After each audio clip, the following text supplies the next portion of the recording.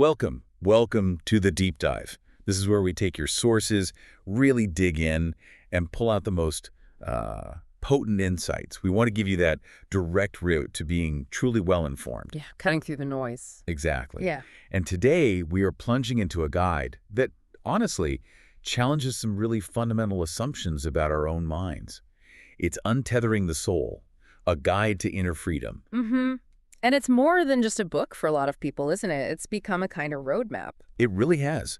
For millions, it seems to offer this surprisingly simple yet deeply transformative path for navigating, that inner world. That inner landscape, yeah. So our mission for you today is to pull out those essential nuggets, the key ideas that can help you understand and maybe even, profoundly shift your relationship with your own thoughts and emotions. Indeed. And what's really foundational here, right from the start, is this kind of radical reframe it offers. Okay. It asks, what if you are not that incessant voice inside your head? What if you're actually the conscious presence listening to it? And that single shift, just that change in perspective, is presented as, absolutely transformative. It's really the key to inner freedom, according to the source. It kind of sets the stage for everything else. Okay, let's definitely unpack this because, that idea alone feels incredibly liberating, almost, disorienting. Right, because it hits at such a core belief about who we are. Exactly. It challenges that fundamental assumption.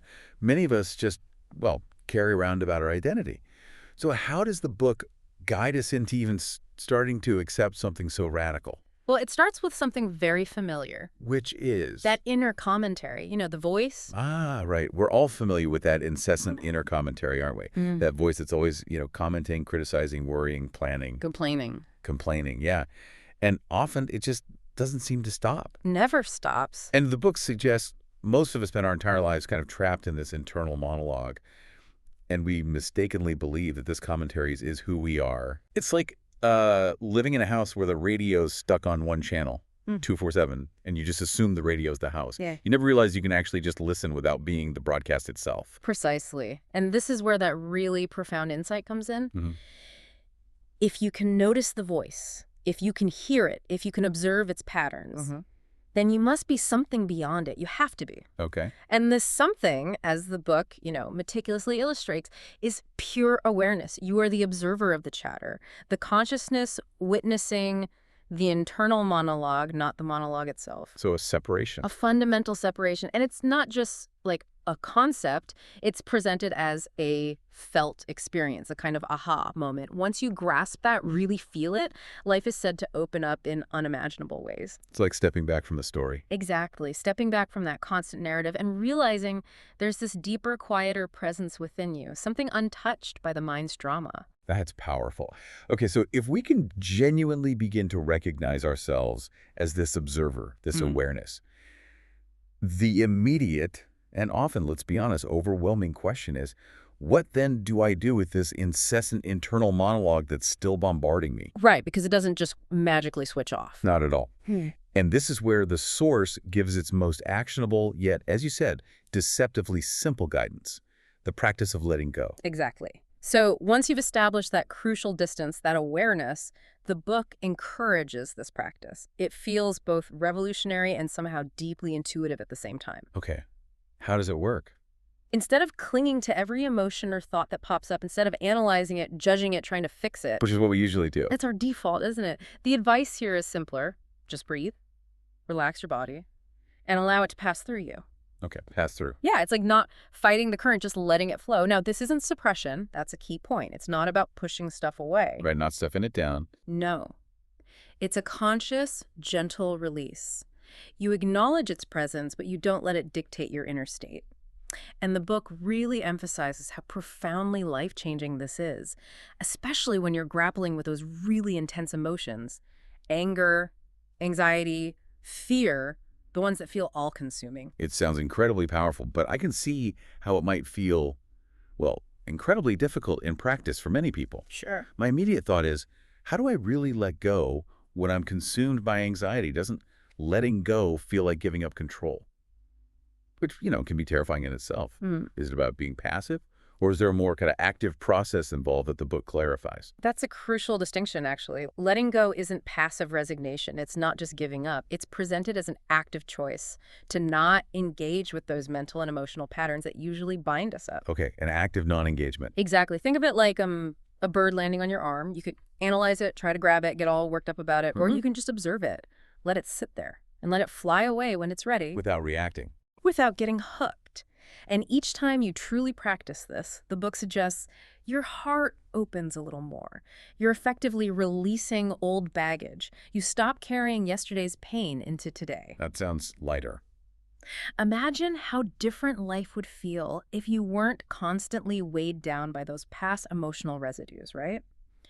If each challenging experience could just pass through you without leaving that heavy, sticky mark. It's about cultivating a kind of emotional agility. Okay, emotional agility, I like that. It frees you from that accumulation of emotional stress. So to really bring this concept home, the book offers that classic, very relatable example. You're stuck in traffic. Oh, yeah. You're running late, the clock's ticking, and that inner voice just kicks into overdrive. This is terrible. I can't believe this. It's going to be so late. Everyone's going to be mad. We've all been there. White knuckles on the wheel. Absolutely. Tension building in the shoulders. Yeah. Now, what does the practice of letting go actually look like in that moment, when the stakes feel kind of real? Okay, so instead of letting that frustration and all that mental commentary just consume you, which is our usual, almost involuntary reaction, really, Definitely. the approach is simply notice the voice, notice the commentary, feel the tension, maybe relax your body consciously, and observe the emotion, the frustration, maybe a wave of anger. Just observe it as it passes. So you acknowledge it. You acknowledge it, but you don't become it. You don't identify with it. And what's fascinating here, the key point, is that the outer event, the traffic, it doesn't change. You're still stuck. Right. The circumstances are the same. But your inner world completely shifts. That transition from being utterly consumed by the situation to feeling, well, free within it, that's presented as the very essence of inner freedom. Wow. That's why this work is seen as so transformational. You're no longer just a victim of your circumstances, or more accurately, a victim of your mind's often exaggerated reaction to them. You gain a kind of inner sovereignty. That's a great way to put it, yes. I think we've all been that person gripping the steering wheel, haven't we? Yeah. It's incredibly powerful to realize the outer chaos doesn't have to dictate our inner state. That subtle loosening, that moment of just, oh, that's what's happening inside me, really can change everything. And the book goes beyond just these sort of psychological techniques, doesn't it? Oh, absolutely. It makes it clear that Untethering the Soul isn't merely a psychological self-help guide. It's described as being, well, deeply spiritual. Yes, definitely. It's not just about managing thoughts or improving mental health, although those are often, wonderful side effects. Right. It draws on these profound wisdom traditions, both Eastern and Western, which essentially posit that the true self isn't the body, it isn't the mind. It's pure awareness. Pure awareness. This unchanging backdrop, if you like, against which all thoughts, emotions, sensations arise and pass away.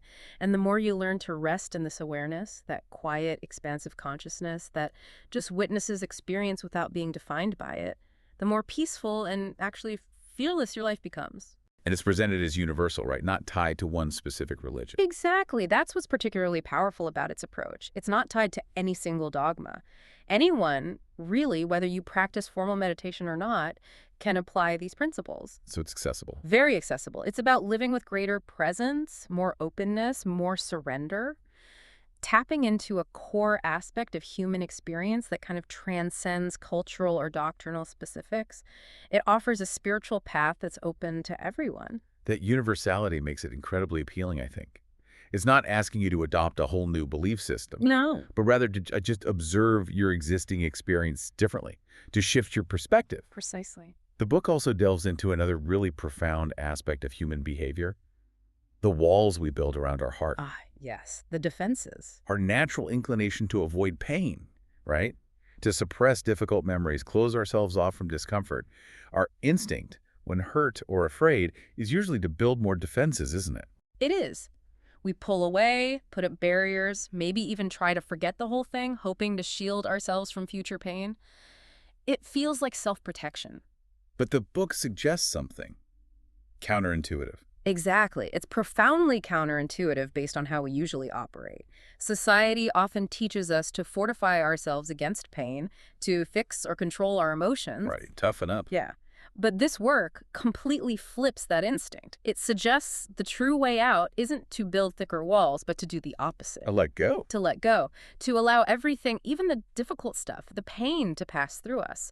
That, it argues, is how genuine healing actually happens. So surrender even to pain. By relaxing and surrendering, even in the face of deep pain, we're told we discover this unexpected freedom on the other side. It challenges that conventional wisdom that we need to protect ourselves constantly. It proposes instead that vulnerability and openness are actually the path to true strength and resilience. Because the walls trap us. Exactly. Those walls, while they seem protective, are actually what trap us with the very pain we're trying to avoid. They prevent us from experiencing the fullness of life, the good and the bad. Wow. That's a huge paradigm shift for most people. And it certainly requires, well, a lot of courage to even consider lowering those carefully constructed walls. It doesn't. It takes practice and trust. And considering, the constant bombardment of modern life, the notifications, the chronic stress, the endless noise of social media always vying for our attention, sometimes defining our self-worth, this whole deep dive feels more relevant than ever. Doesn't it just? The book even feels like almost a manual for surviving the 21st century without completely losing yourself in all the chaos. Yeah, like an antidote to the constant external demands and internal reactions. And you can really connect it beautifully to other powerful bodies of work we've explored. Like Frankl. Exactly. Think of Viktor Frankl's Man's Search for Fish Oppression, meaning that resilience, finding purpose even in suffering. Or Eckhart Tolle's Power of Now, with its emphasis on presence, escaping the ego mind. Right. Being here now. Untethering the Soul, with its laser focus on letting go and identifying with the observer, it feels like a crucial puzzle piece. It offers the practical mechanism, the how-to, for achieving that state of presence Frankl and Tolle talk about. Ah, I see. It provides the method. It helps us understand how to release that internal resistance, the stuff that often blocks us from accessing those deeper truths. It's not just inspiration, it's a practical method. That synergy is fascinating. So it's not replacing those other works, but maybe providing a practical on-ramp to some of their deepest wisdom. I think that's a great way to look at it. So as you, our listener, integrate this deep dive into untethering the soul, what can you really carry forward? For me, it's that truly liberating idea. Just because your mind says something, it doesn't mean you have to listen to it. And it certainly doesn't mean it's true. That space, that separation between the observer and the observed, it feels immense. It is. That's where the freedom lies. That's where real choice and ultimately profound peace seem to reside. And for you, the listener, perhaps the ultimate takeaway is this. True peace isn't really found by trying to fix all of life's external problems or by trying to silence every single thought.